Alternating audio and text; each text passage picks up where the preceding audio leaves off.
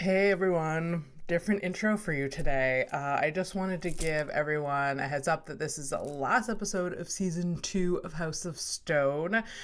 We will be back in a few weeks in the spring for season 3. I love doing this podcast. I will not stop. So please enjoy this last episode of season 2. I will maybe have some bonus episodes coming at you in the next couple weeks as well. Haven't decided yet. We'll see how I feel. This week's episode is with Tyler Lemco. You know him, you love him. If you don't know him, you will love him. We talk about controversial opinions, but we went so off topic that we started talking about snails, and that's the best thing ever. So please enjoy this episode. If you want to see me do stand-up, please go to my Instagram. I've posted a whole list there. And if you haven't liked and subscribed to this one, to this season, to this podcast, please do so. Also follow At a Horrific Evening podcast with Abby and Fernando. We have a lot of fun doing that podcast as well. Okay, I'm going to shut up. All right, bye.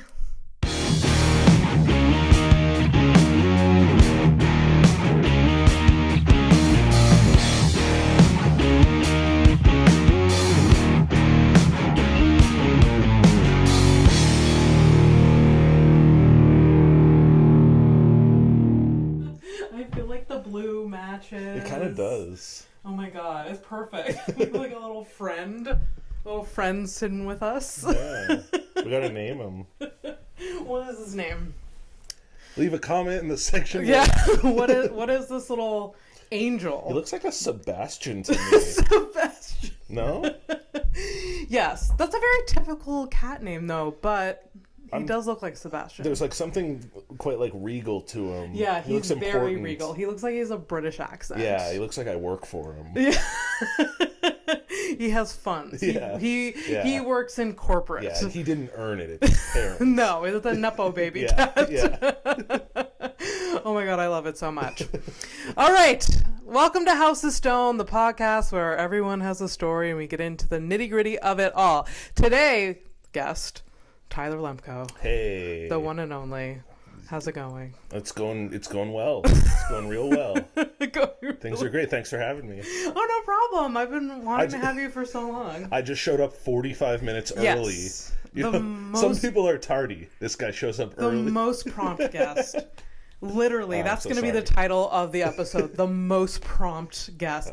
I am a very early person, always. I really pride myself on being punctual. Like if I say I'll be there at 3, yeah, I'll like wait in the car a few minutes to show up at 3. Oh yeah. That's why I was like, if I got here, we called this for 4. Yeah. I figure if I park at like 3:50, I'll wait around and like walk slowly to the door. But I was here like so early that I was like, should I go grab a snack or something or just come in? No, just come. I'm always ready. Okay, so cool. early. I was just sitting in here playing Candy Crush. Oh, nice. To be honest, and just like, I already set everything up. Yeah, it's a Saturday. I didn't have anything else on the schedule. I already did my laundry today. Nice. So everything. Doesn't that suck? It's laundry? Laundry? Tyler, life is just chores. What's up with that? Just chores. It's like every time I do the dishes, everything's dirty again right away. Yeah. What's up with that? Because you're living life. Oh God. It's not fun. It's not fun. However, laundry is the one chore that I actually enjoy doing. Really? Yeah. What about it? I just love the routine of it. I love folding laundry. I love like separate. It's just very like step. I could see that. Focused. Yeah. I don't know. No, I could see that. But I know that people hate it. Like, I hate doing dishes. Like, no. I just delegate that to my roommate, aka my boyfriend. Excellent. Perfect. And I'll do, like, I will wash all his underwear, dirty underwear. If he does all the dishes, like, fuck that. That's a great deal. Yeah. So that's what I recommend with a partner, is just, like, delegate the shit you don't want. Yeah. Negotiate it. Yeah. Yeah. Absolutely. Absolutely. Well, today's starting topic, we always start with a topic. Actually, no. Backtrack. We're going to start with your bio. Oh. The bio that you sent me. Okay. The bio that you will tell me after whether it's all true. Okay. You're like, yeah, it's all true. Stuff. I mean, that's all true stuff. It's like it's amazing. Thank you. So Dr. Tyler Lemco. Okay, so that is recently true. That I recently splurged the $35 at the Universal Life Church and I got a doctorate of metaphysics, so I'm not in any legal trouble when I say doctor anymore. Really? Yeah. You can pay to have that title? The difficult part of being a doctor is getting the MD at the end. Yes. The DR at the beginning is super easy. You could just do it. Didn't know that. Yeah. Okay, so Fun fact. legit doctor Tyler Lemco is an artist, writer, comedian, and heartthrob. Yeah. With well over 1 billion total online video views through multitude of projects. He's written for an array of major outlets such as Vice, National Lampoon, and Playboy. And his work has been profiled by the likes of TMZ, Buzzfeed, The Tonight Show, BBC, and the Huffington Post. Holy shit, bro. I was on HuffPost Live. They had me on as a wiping expert. Wiping your ass? True story. So I was freelance writing for a bunch of different websites. I love that. If anything, like fuck all the rest of the shit that they can get you to like. Yeah.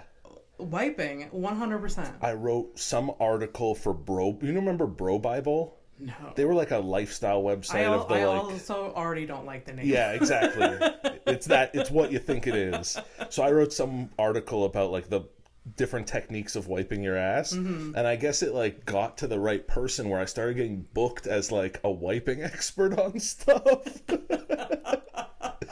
Oh my god. Yeah. That's so funny. I want to get into that. Is there a controversial way on topic? We'll get to that. Is there a controversial way of wiping your ass? I don't know if I would call it controversial, but I did coin the term the snowplow technique that I've like had anchors and journalists repeat and talk about. Is it?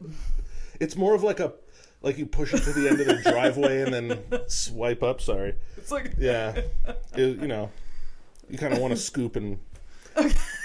I've since gotten a bidet and I'm a big bidet guy now. So I'm a huge bidet person. It's a no-brainer. It's crazy that we just smear paper. It's disgusting. It's wild. Yeah. I can't believe people are living without a bidet. Yeah. Like, pay $60, get a bidet, you'll change your life. You'll really save will. money in toilet paper at the end of your 1,000%. And you'll be more comfortable. It's more efficient. It's better. Like it's probably, here's a controversial opinion. It's the best thing I've ever spent money on. It's the best money I've ever spent was my bidet. I would agree. Like, maybe it's not the best money I've ever spent. Because it's what, like $70, $80? What more value can you get for that? I got the heating valve one, nice. Of course. Nice. Of course. I wasn't shooting cold water so on my ass. I like a little bringing it to life. It wakes you up a bit. I like that. No. I need a lukewarm, little bit warm water on my ass. I do not want cold water. Yeah, you pamper your ass. I like it. Hell no. And mine's like very powerful too. Like I can't even put it on the biggest setting. Okay, I have a question, but tell me if I'm asking TMI. It's fine. What's like your average like length to leave it on? Because I leave it for like a long time, and I'm sometimes self-conscious if I have people over and they can like you hear the pipes are working. I mean, this is like I'm sharing already. I can hear my boyfriend use it, and he's leaving it on. We're talking like for minutes. Cool. Minutes. Okay, I feel less bad. Like I'll go like a minute and feel like okay, we're done. Yeah. And I totally understand that. Yeah. You're just like it's a good feeling. Anything over a minute, buy me dinner, you know. Absolutely. So like no judgment here. No bidet judgment here. No, whatever makes you feel right. Whatever is the perfect time. Okay, cool. Yeah. You should time yourself next time and be like and then send out a survey to people that own bidets, like what is the average time? I think like we need to know this information. I'd rather be on the high end than the low end. That's for sure. There's an if average. You're on the low end, like what are you doing? Like like there's an average and there's a wrong side. Yeah. I love that so much. I didn't even finish your bio yet, but So Tyler is a native of Montreal, is a multidisciplinary artist who paints, performs, and produces a slew of content. He's a curious fellow who loves creativity, pro wrestling, roughhousing, and roughhousing with a big drooling dog. Yeah. I love that. Thanks. I love big drooling dogs Me too. too. Oh, I love a good, like, when they have like jowls and you can grab them by the jowl. Yes. Oh my God. I don't want them in my house though, because they seem like they would make a mess. Like my walls will be filled with drool. Yeah, they're like destructive. They'll like knock stuff over. Oh yeah, get too rowdy. For sure. I have way too much stuff, and my apartment's too small for one of those. But I would love to play with it on the outdoors. Yeah. And be fine. 1,000%. Yeah, agreed. I had to put it in the bio. Do you have any pets? Is that you just love a dog? I have a roommate, which is some guy's ashes, and I say good morning and good night to Gabe every day. I saw the video of like the little ash. So that's your roommate. Yeah, that's my roommate, and I'm currently researching how to build like terrariums because I want to get a bunch of snails. Snails? Yeah, I want snails. I read what the snail's diet is, and it's like the same as the stuff I eat. So I figure like I'm home all day, I might as well like have lunch companions. Are they? I wonder if they're like affectionate in any way. A snail. The research says no, but I feel like I could win them over. You know, I feel like I could find a connection. I think so. Yeah. I mean, there's people that have like pet snakes and turtles, and they don't seem like. Yeah. And they're like, they love the freaking animal. Yeah, exactly. Their pet or whatever. I don't get it, but a snail would be a very original pet. Snails have, fun fact, the most teeth out of any animal. Snails have 14,000 to 20,000 teeth. Like real? Like teeth that we know? No, it's not like... Okay. They don't have like dentures. But it's like, little, I don't know. It's I would not have guessed that. And it's the strongest material on Earth. It's snail teeth is stronger than titanium. That's These are all true. I don't know why I know this. I've been researching snails recently. Yeah, you want a snail that bad. This is a snail podcast, right? Yeah, this is exclusively about snails. That's what I thought. House of Snails. Yeah. Okay. How many snails can live in a terrarium all at once? I guess you can go pretty big. Like I would want to get something that's sizable enough that they can play around and move and have some fun. There's some snails that are really pretty too. Yeah, for sure. Those shells, yeah. I once stole snails from a beach in Maine. Wow. Put them in a bucket. Put them in my parents' car. I was a child. When we drove home, the car started smelling because it was a bucket of dead snails. Oh, God. I wanted to take them home to live with us. No forced thought over terrarium or anything, just like it'll live in this bucket. Yeah. Midway home, my mom had to throw out this bucket of dead snails on the side of the road. God damn. Yeah. R.I.P. Well, at least they didn't get detained at the border. So exactly. Yeah, we hadn't crossed the border yet. You live free, you know. Yeah, they didn't last very long. Although I think I put them in the bucket, put them in the car, played on the beach for a day and a half, and then we drove back. So they had a full life for a snail. In this bucket. Yeah. Yeah. All things considered, I've had. There's been times where I've had like a fly in my house. You ever get a fly and it's the same guy for like a week? Oh yeah, yeah. Especially here in like Montreal, where we share one fly for like an apartment building. Yeah. I'll like get to know it. I'll name it. It'll essentially become a pet once there's a fly for long enough. Oh yeah, yeah. I don't think I've had a fly in this apartment for maybe 6 months. Like I don't see many flies. Yeah. When I lived in the country, when I lived in Howick. Oh yeah. So many. Oh yeah. We had to have like fly traps by the door because like it was disgusting. Because we had like manure piles that were all around. Or whatever. They love that. Yeah, they love that. That's prime real estate for a fly. Yeah, but in Montreal you can name them. I barely have any manure piles in my apartment, so that's good. That's good. Barely, but some. Barely. Don't check every closet, but none that you could see. What do we want to name the snail?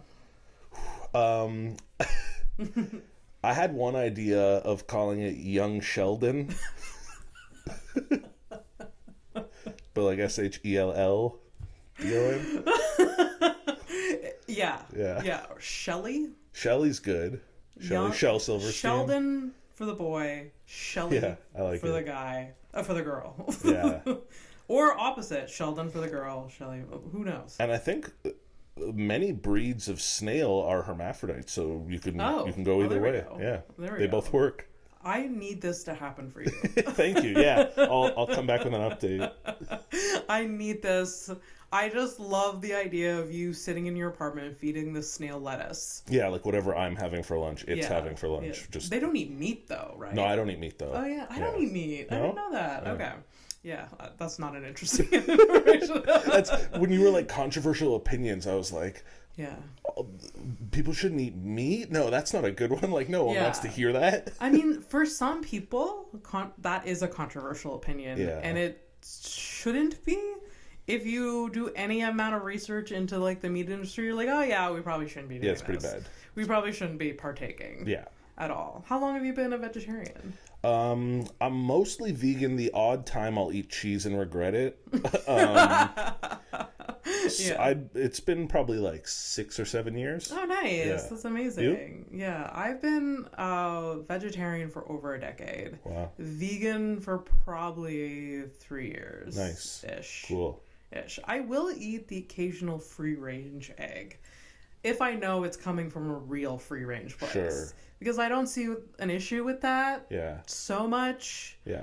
But free range, I've seen people that sell their eggs to a free range market, and it's not free range. I'm really? They lie. I don't know. They for some reason have a stamp. Anyways, we can't get into it. People hate talking about uncovering some conspiracy, food industry conspiracy. I love it.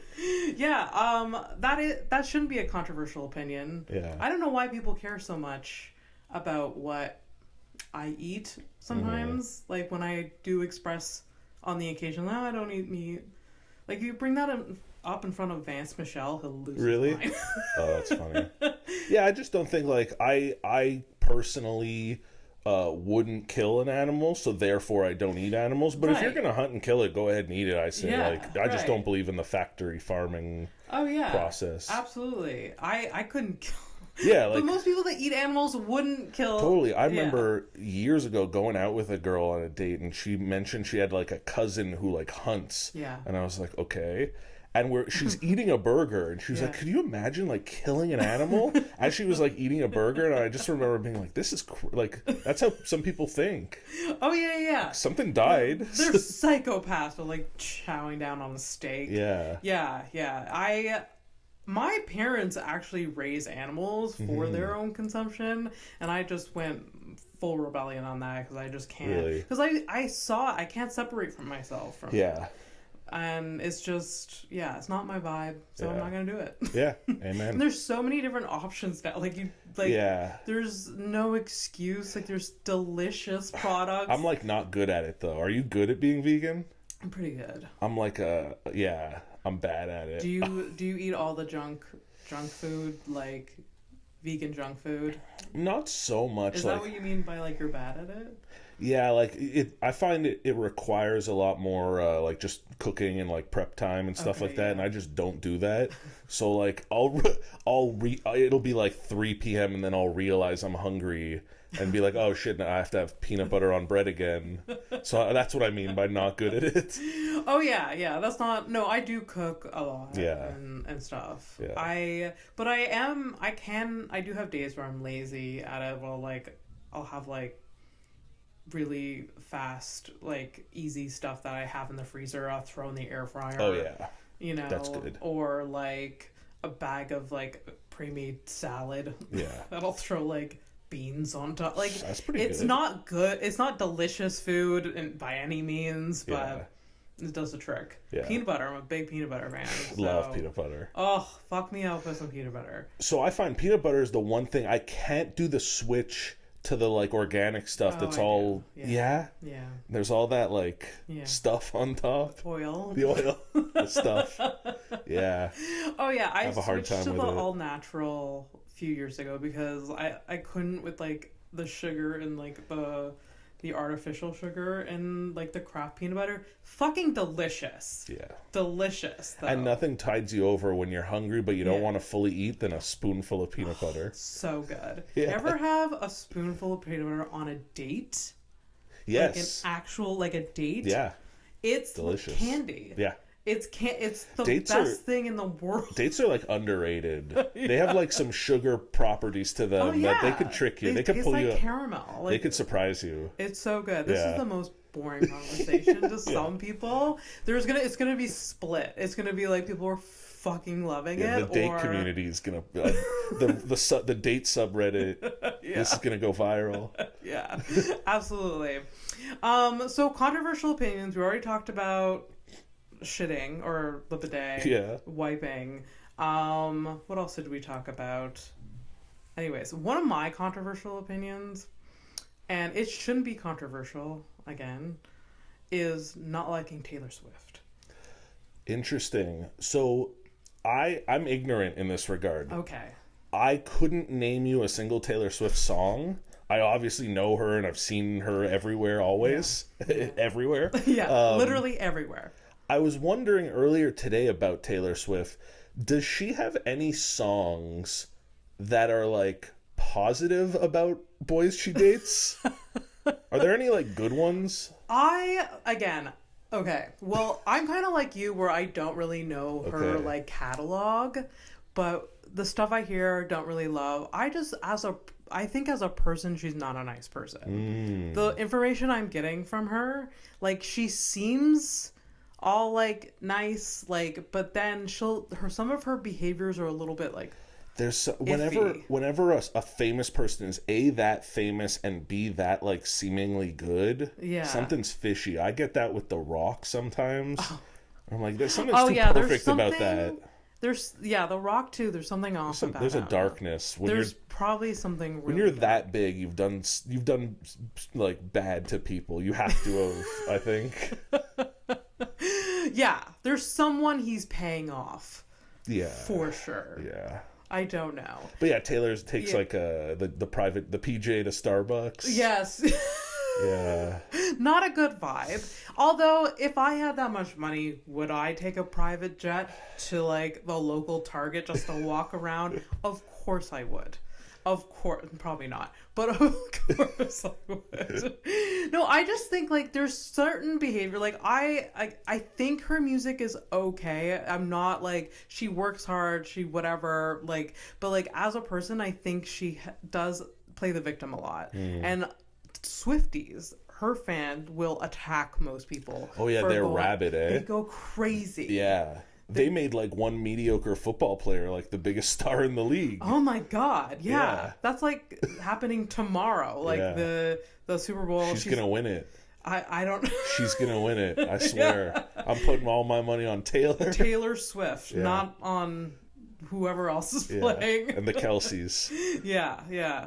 I mean, I'm here for the gossip about them. I'm here for watching any tabloid shit about it, but like I don't think deep down I don't think she's a great person. I feel like she kind of took over as like the headline person. I think like for a good decade Kim like kind of dominated. Kim K. Yeah. And I feel like Taylor's like the person now. Kanye had his time. Yeah. He's coming back though. Who's coming back? Kanye. Is he coming back? He has an album coming out. Yeah. Okay. He makes me nervous because I feel like he's unstable. He does. Well, there's been a lot of evidence towards him. I love him, but unstable. I loved like early Kanye music. Yeah. Like so good. I actually find there's been for me, I didn't love him at first, but I loved the music he made. Yeah. And there was sort of a parallel switch at some point for me where I stopped really loving the music he makes, but I love the guy. He's insane, and he's... What makes you love the guy? Just because just keeps you on your toes? Look, there's definitely things and opinions that he shared that I disagree with. That's for sure. But I do love how nuts he is and how he doesn't let, like... Yeah. He's not going to apologize or subdue it just because he's supposed to. I like him. He does stand by, like... He believes just, like, it. Yeah, said it. So what? Yeah. Yeah. If there's something great about that, because there are people that'll fold immediately. Like, Yeah. I fucked up. I'm sorry. I misunderstood. He's like, he doesn't apologize. Yeah, I'm trying to get that kind of God complex. Like, that's cool. That's some There's confidence. a balance you gotta hit. Yeah. You can't go all full Kanye. Yeah. You can get a touch of Kanye. Yeah, a touch of Kanye is good for you. Too much Kanye, it can be lethal. Yeah. That's it. I love that. Yeah. I love that. So let's get into some other stuff, some of your creative stuff. Sure. Since we're here. You seem like you are a very creative person. Thank you. You dabble in so many different mediums. When did this all start for you? Ooh, when did it all start? I guess always. I guess growing up, I was always kind of creative, but I was more... I always took basketball really seriously. I was like, that's my thing. Oh, wow. Until I was like 17, 18. Really? I was basketball first. Okay. And I was like dead, like twice a day in the gym, had trainers. Like, I was really into basketball. Were you playing for a team, like in school or anything? Like, I played, I was recruited in high school, but then I went to John Abbott, which turned out to be great. We won a provincial championship. It was super fun. And then from there, I got invited to play on 2 different university teams, but I was like, I'm never going to play in games. I'm going to stay late to school every day to get my ass kicked in practice. Like, this isn't worth it anymore. Okay. So I stopped, and that's when, within like a year of kind of the basketball dream dying, or within like 2 years, Epic Mealtime took off. Right. So it was like, there was a time in between where I was like kind of just going to school, not doing much. Okay. But then I got busy with that, and it's kind of just been like a jumping from thing to thing ever since. Did you know those Epic Mealtime people? Like, were they your friends? Yeah, we were all buds. We all shit. lived within like 3 blocks of one another. Oh my god, Yeah. that's amazing. Yeah, And what was like? I mean, I remember. I watched some of it years ago. Like, did you partake in? Like, or you was just part of the content part? Oh, yeah, I was like, editing. I was on camera. I was involved in production. I was writing all the scripts. I was running all the socials. I was like doing a lot. They were like huge. It got big. It was crazy. I feel like they are like still like the Harvey, the main guy? Harley, yeah. Harley, my God. He's still like pretty popular, right? I think so. I don't know what he's up to now, but he's not making. I think, does he make content anymore? I don't know. Are you connected with any of the people that were part of there? One of the guys who was like Dave is who I work with at ManyVids now. Okay. So that's like Sweet. where the connection comes from. Oh, amazing. Yeah. And Josh I speak to at least weekly, sometimes every day, and Alex, the guy that wore the aviators and he ate all the food, he's like deep in the woods in Texas somewhere, so I hear from him like every few months when he turns his phone on. That's so cool. Yeah. It's so interesting how like life evolves. Yeah, and he's also vegan now. So yeah, we both had our share for a lifetime. It's funny how you went from Epic Mealtime. Yeah. These people eat it, like you guys eating. I literally ate huge, meat for a living. Yeah, like huge, like bacon, like filled burgers or whatever, to being a vegan. Yeah, I really think in that like 3-4 year run, I've probably had more bacon than most people's lifetimes. Yeah. So like I beat the game. I've had enough meat. I'm good. You filled your quota. Yeah, exactly. This lifetime. Definitely. Oh my god. So you're in with Epic Mealtime, and then after that, where did your life go? I left that and I started writing. That was what I got a degree in journalism, so I've always been a writer. That's like my baseline. I started writing for Playboy and Ask Men and all those like sites that you listed. I did that for a while, and kind of just been bouncing around. I've gotten a couple roles at different like creative director jobs and different head of content at different companies and shit. Like I've definitely had my fair share of those corporate jobs too. Okay. But pretty much just been like 15 years of making shit. That's why I never know when someone's like, what's your like a job title? I have no idea. You just make stuff, jump around to different things. Yeah, I just make what I feel like making, and it's been working out. That's the motto. And I mean, a few years ago, you decided to start doing some comedy. Yeah, and then you got pulled into us, our community. Yeah, it's been awesome. Pulled in, sucked in hard. Yeah, I love it. It's been great. What made you go like on stage for the first time? It's just I've been in comedy I had been in comedy for a decade prior, like just as a writer and producing different web content and scripts, writing scripts and shit like that. And stand up was always just like one of those Swiss Army tools that I was like, that would be a fun one to try. That's something I wanted to add to the repertoire. And it was actually Reese Turner who saw me at a show somewhere, and we started chatting, and he convinced me he used to do those smoke sessions. He convinced me to do one of those, and I have a very love-hate relationship with stand-up, because from the first minute of doing it, I was very aware that, like, oh, this is addictive as hell. That immediate, like, I'm used to producing something, and then you put it out, you wait and see how it performs, and then you get an instant reaction, whether you're doing the joke is doing well, or like the audience likes you. So it's very addictive. It's addictive. That it's like such a call and response. It's so it's scary to me. Is that why you have a love-hate relationship with it? Because I also don't I love the doing stand-up. I don't know. I have like I don't want to be too negative or pessimistic. It's really fine. But it's hard to do here. Like, if you want to do it as a career, you can't really be an English stand-up comedian in Montreal and expect to like live full time on that. So that's why I kind of hate it, because otherwise I'd give it all my time. But it's like unless, I mean, most of us comedians have 7 other jobs that we're doing all at once, which is sort of a bummer. And there was an article that came out that I saw somewhere where, like, oh, you're a stand-up comedian in Canada, you have to leave. Kinda. To make a living. Like, and it's sort of a bummer, but like, I would love to think that could change. I think so. Yeah. But I don't know how.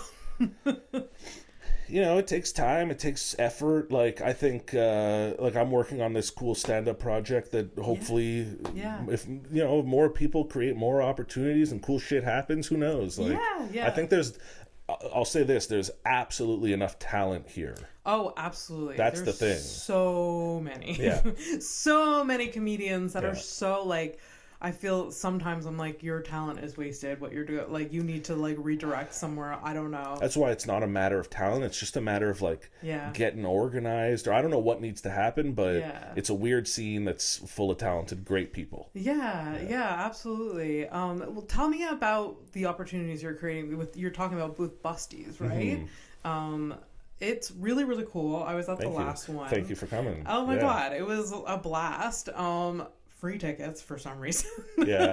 Love that. And it was like it was, you brought in like big name people from Toronto, New York, and then you had people from the local scene all like participating, and it was a good vibe. It was a good show. Really, really loved. Like, what's your goal for that show? First of all, I appreciate it, and thank you for coming.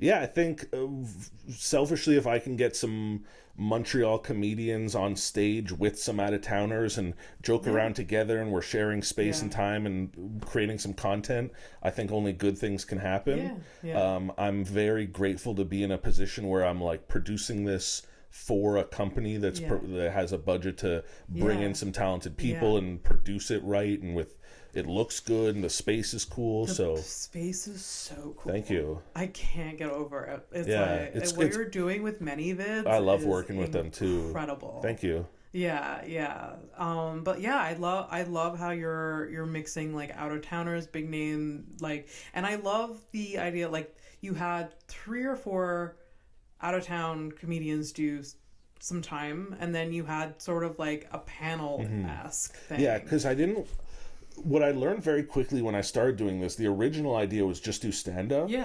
And then I got a lot of pushback about like burning material, which is understandable for sure. If they're going to come and it's filmed and we're releasing it and we're posting it. So instead of booking people for a lot of time, I just said like, we'll do like 10, 15 and then a panel, because that's organic. Yeah, for sure. I mean, it makes sense. I mean, I feel like a lot of comedians have time to burn. Oh, for sure. And also, like, if you're worried of burning a joke, like, do it everywhere and post it a million times. Like, most comedians are doing that now. I think that's with like clips or whatever. Like, it's not like you won't you can see a clip and then you can still see it on stage. Like, yeah. And even post 2 clips of the same joke. Like, no one's keeping track. Yeah. No one's unfollowing you for a different video of the same joke. Yeah, absolutely. I don't know. Anyways, it's all, for some reason, it feels like the way where we are now in stand-up is just like, just put out content, the more the better. Yeah. Which kind of gets exhausting at the end of the day.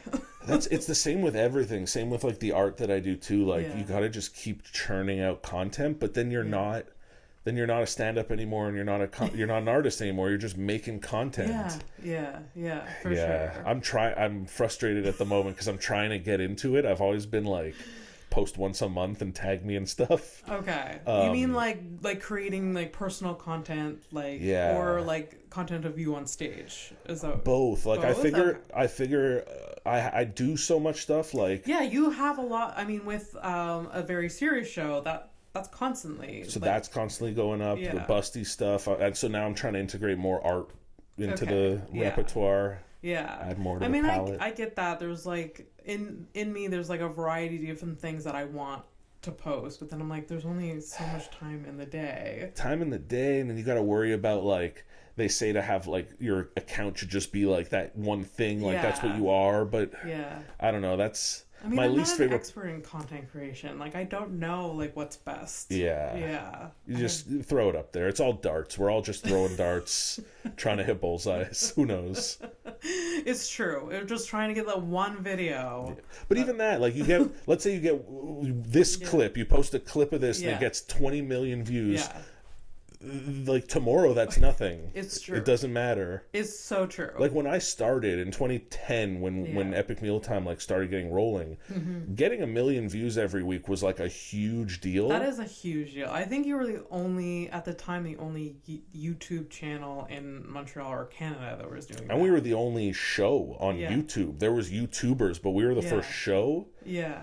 And when we started getting those views, it was like a huge deal, whereas now I feel like if you get 1 million views every week, like so what? Especially if it's on like TikTok or one of these platforms that don't really pay you. Like, what does that get you? Sometimes it leads to more followers, but then those followers don't last that much. They're not actually like invested in like the next video. Just everyone goes viral. Like, everyone gets a viral video at some point. It's true. I mean, and it's kind of like, that's why I feel like that's why I get in my head and be like, oh, I don't have to do this.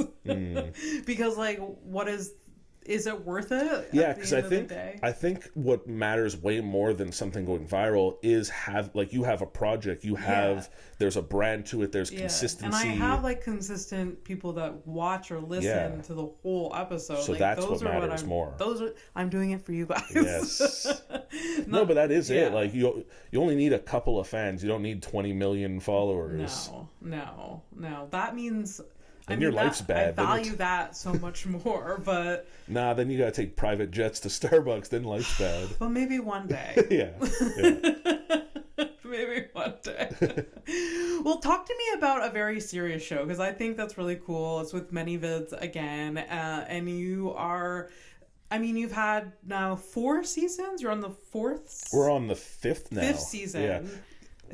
Yeah, exactly. It's been 1.5 years. But I mean, I have seasons of this, and it's it's just for like us to make sense of it. It's for me to give me a break. Like, I need to I need to wrap this up for a little bit. Yeah, it's to say I did 10, I'll be back in 3 weeks. Yeah, exactly. So season 5. So it started. When you started, what was your vision of a very serious show? So, funny story. So they came to me and they were like, we're doing this Safe for Work initiative. We're going to start creating original content.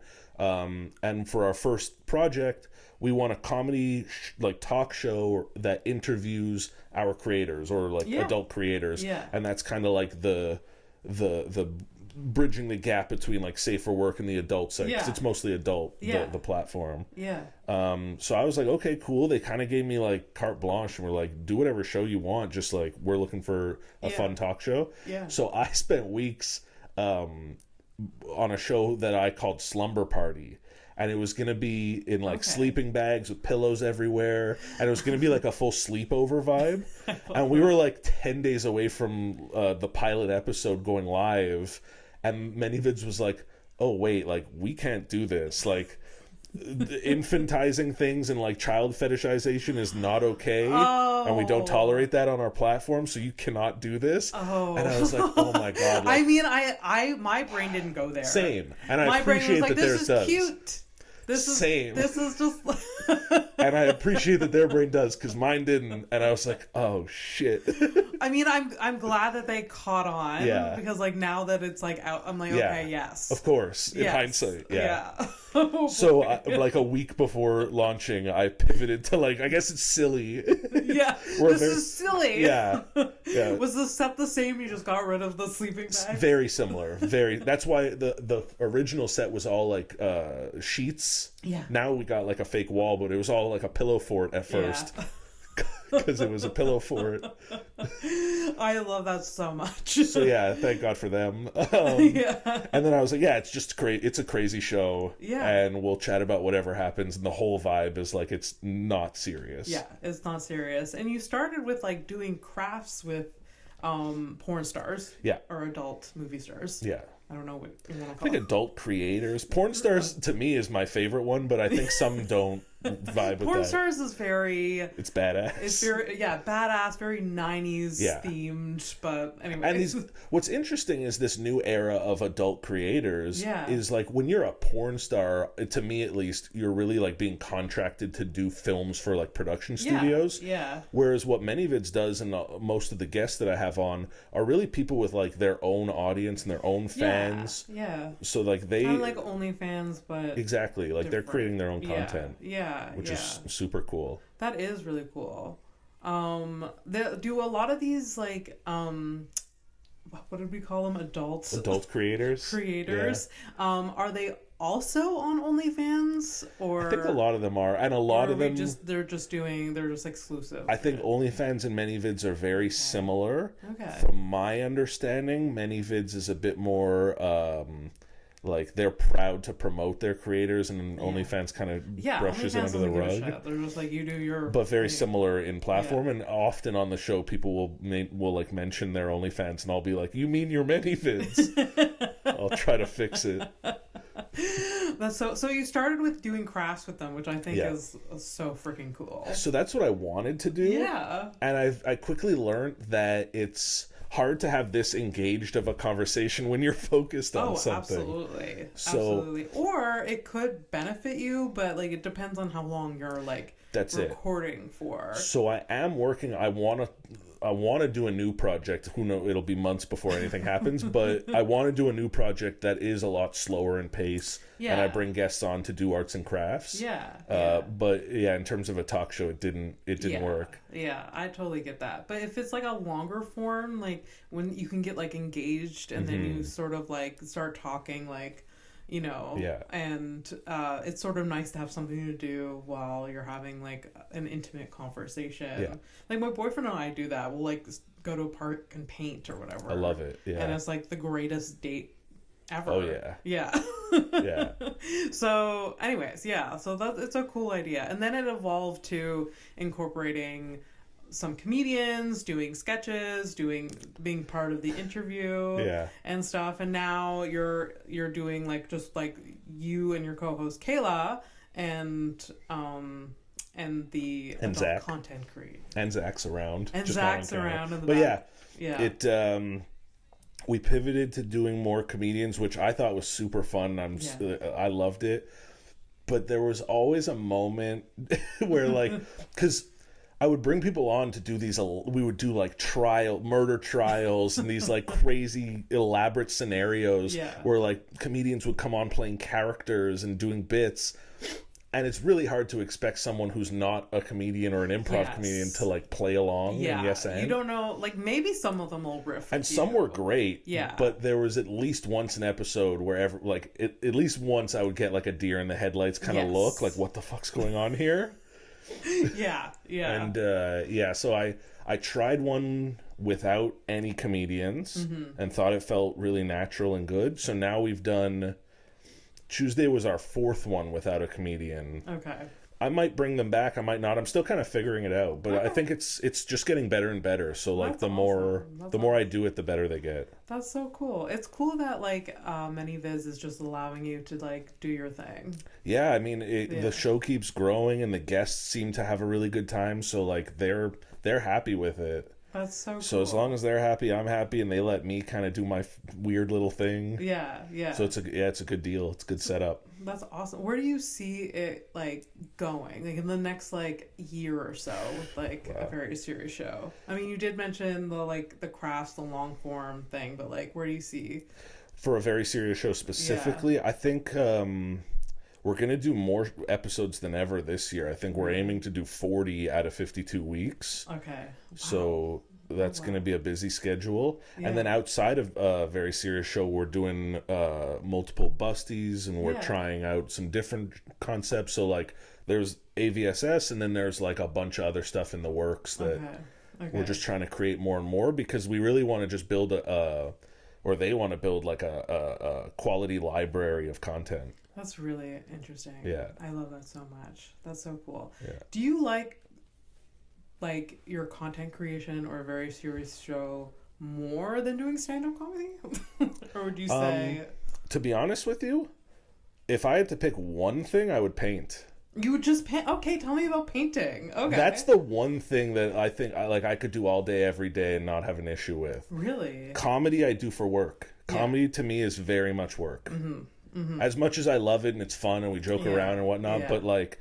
I clock in and clock out when it's comedy, whereas art I can do 24/7. That's like always churning. Even when I'm doing work, I'll like be working on an art piece or something. Like I'll always have something in the works that I can tinker with and come back to. Wow. Yeah. When did you start painting?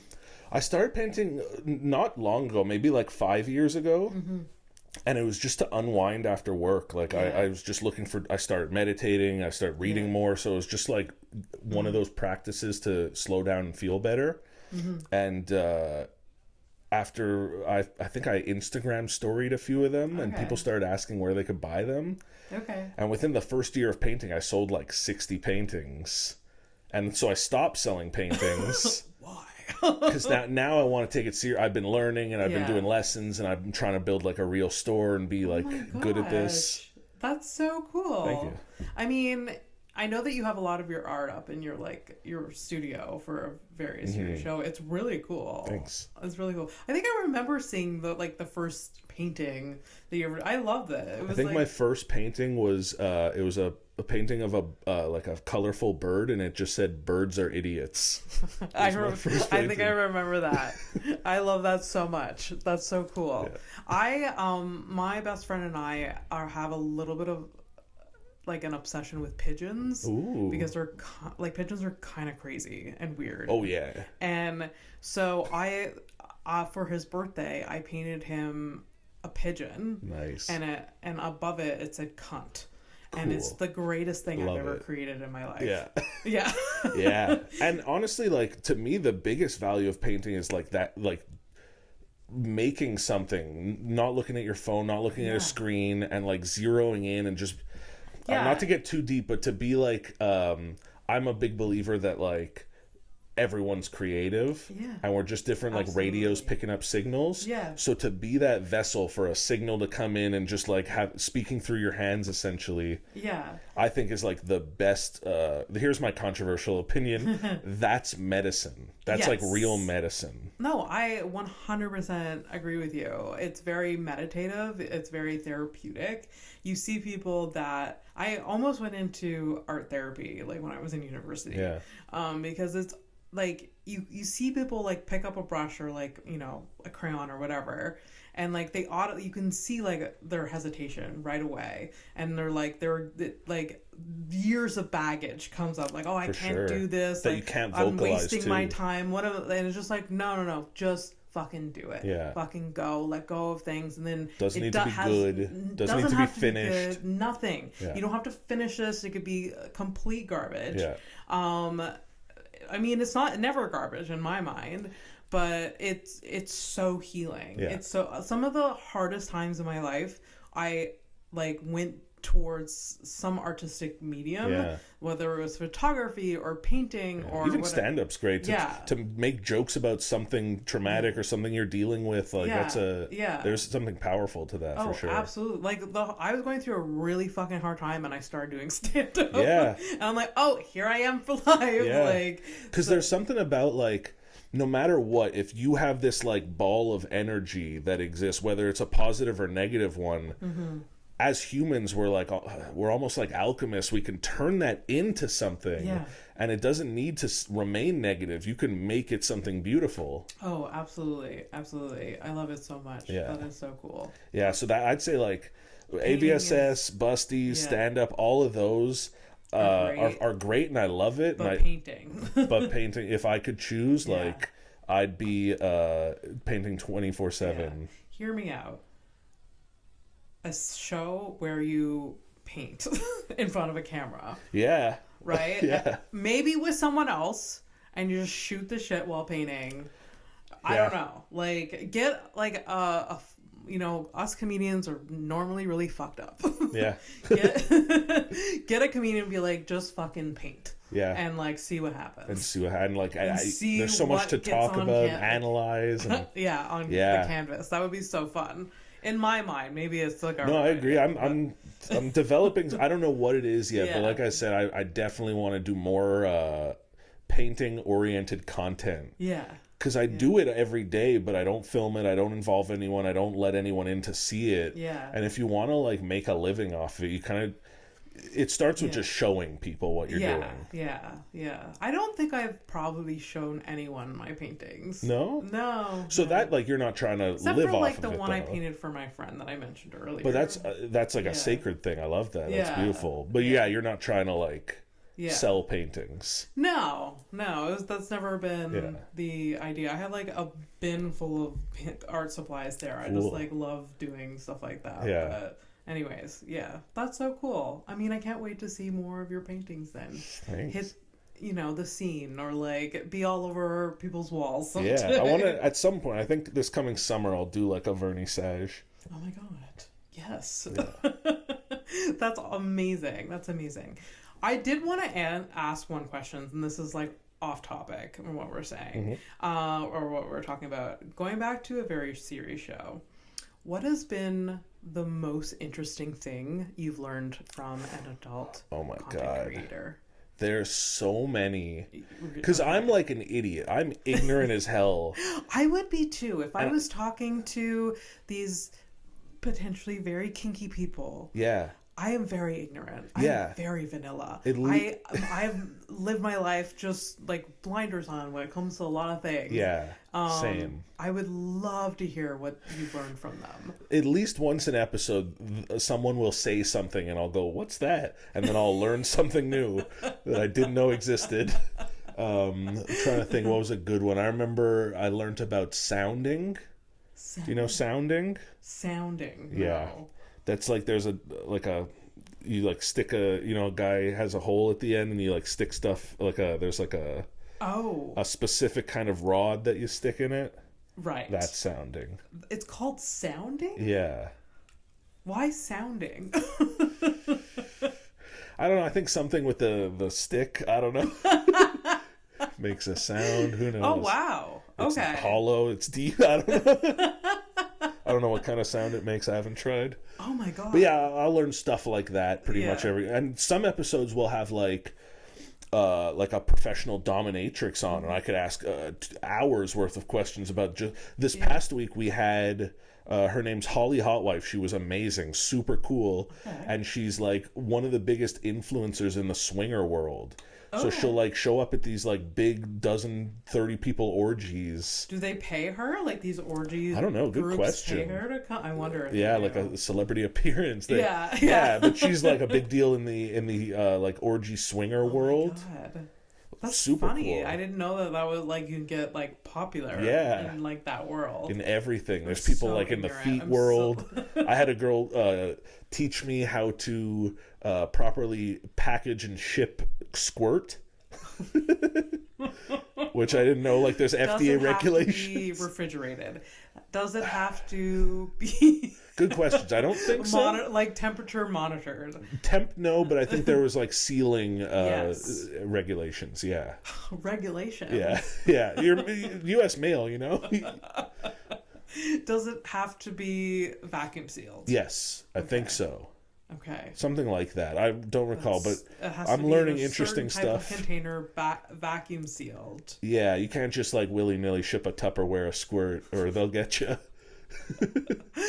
Oh my god. So I'm always learning interesting stuff. So much stuff. I always ask male performers about like boner pills, and like a lot of guys will do like injections and stuff, so that that's crazy to me. They'll inject so that it stays erect, and then they like take something out at the end. I don't know. It's all what are they injecting? for the love of the game. You know, what are they injecting? Like the boner serum. I don't know. Okay. Some kind of like liquid nitrogen in there. Okay. Are they Okay. Do they like is there a certain like expectation for the men that are performing? Like they have to be ready for a certain amount of time. I think they so. Have a like work commitment time. Exactly right. You're clocked in. You better be hard. I've had that's so much pressure. 1,000%. Yeah. And I've had multiple different like female creators tell me that like it's seemingly that everyone has a story about like a male partner that couldn't perform, and like shit, that sounds crazy. Often with like people and equipment and lights and I couldn't imagine. I know guys that see a weird squirrel outside and they're like, I can't do it today. Yeah, exactly. Like, it's just like it's so much pressure. Yeah. I don't know. I mean, we need them in our world, and like they're doing us a service in my mind. That's what I think. And it's such a hard job. 1,000. It really is. And even like the demand of a lot of these creators, because you're like you have your own fans, you're not being paid by a production company. Yeah. These like I had a guest 2 weeks ago tell me that her screen time was like 18 hours. Oh my god. It's bonkers because she's just replying. Yeah. It's like she's gonna burn herself out. Yeah. Holy fuck. The one constant throughout all the guests I've had is everyone works a crazy amount. Yeah. But a lot of them get paid pretty well. Oh yeah, a lot do really well. But good for them, you know? Like, yeah, for sure. And I think, controversial opinion, I'm not the hugest fan of porn in general as a concept in terms of like production companies producing stuff for mass consumption. Yeah. This system of like the individual owning their own content and monetizing their own thing, I find is so ethical and so good. Like I'm such a fan of this kind of porn. You have control over it. You get paid for it fairly. You monetize however you can, like you're in charge. Yeah. I think it has shifted. It seems like it's made that shift because of like since the pandemic, like OnlyFans became popular then, and then that's been the ultimate shift. And I mean, I'm sure there's still like Pornhub that exists and stuff like that, but it's it seems to be like this is where it's going. Yeah. Has Pornhub like evolved? Do you know? Like I think they are similar in the sense that they have original creators. Okay. But I think there's still quite a lot of just like random user upload as well as like big companies with big major platforms. Interesting. Yeah. Okay. Well, thank you for talking to me about porn. I'm like a year and a half in, and I'm teaching me about all of these things. Yeah, it's fun. It's a cool creative world that I'm grateful to be in now. Absolutely, it's so cool. Yeah, like I said, I'm super ignorant when it comes to like hosting the show or even knowing about the porn world. I often feel like bad. I don't know a lot about this, but I'm just like. Do you do a lot of research before, like? I'll research the guests and what they've done so that I have questions to ask. For sure. But yeah, there's always stuff that I just don't know. There's always stuff that you can't be prepared for. Yeah, for sure. Well, it's cool. One day Yeah. you'll be an expert, I guess. I guess. Yeah. Or maybe not, because there's so much that you Yeah. need to know. There's I don't so know. much. Yeah. There's so much out there. It's like endless. Yeah. But anyways. It's really cool though. It's really awesome. That's awesome. Well, we do have to wrap up. I had a bunch of different questions to ask you. Wow. It's been like Wow. more than an hour, but Wow. it's been really, really fun. We always end the episode with 2 questions. The 2 questions is, what is the hardest thing you've ever been through, and what are you most passionate about, which you've already answered. Yeah, most passionate. I'll just put creativity as a whole. Yeah. Creativity. Very creative Try person. it. Yeah, do it, try it, love it. It's great. It doesn't Yeah. matter what it is or how it looks or what it is. Just it feels try like it. that is your priority in life, is Yeah. just to be creative and create things. Yeah. Yeah, that and what I've been thinking about a lot recently is how to engage more, like how to get more people into it. Because I really do believe in the like healing positive elements of it. Yeah. So how do I kind of like spread that gospel more? Yeah. And stuff like this, I appreciate every opportunity to talk about it. Oh my gosh, I love talking Hell about. yeah. I love talking about art in general. I love talking about stand-up comedy and like content creation. I mean, this podcast, I feel like it's evolved to like, okay, let's put the Montreal comedy scene or people attached to it, like put them out there. Yeah, give them let's a platform. talk about it, or let's talk about them. So that I just wanted to create a platform or something. I love that. Hell yeah. For us. Hell yeah. Yeah. That's amazing. And yeah, that's if everyone was on that page, like we'd all be raising each other up there. I think so. I think a lot of us are, but a lot of us aren't as well. People just are individualistic. I have that tendency as well, but it's good to like not like switch and that. at the end of the day, more outlets and more opportunity is a good thing. Absolutely. Well, thank you so much. Thanks do you for have an having me. answer for the other one, or do we want For the hardest thing I've ever endured, it's all been pretty easy. It's all been pretty smooth sailing. That's good. That's good to hear. Yeah. You know, like that's fine. The hardest thing, just staying cool. Well, staying cool, that is a struggle. Yeah. A daily struggle. It's Be cool. Yeah. I'm definitely not a cool person. Me neither. Do I want to be though? But that's the thing is like, that's how to be cool. It's the whole. But you seem like people like you. You're a cool person. You walk to the beat of your own drum. I'm just unaware of everything around me at all times. That's all.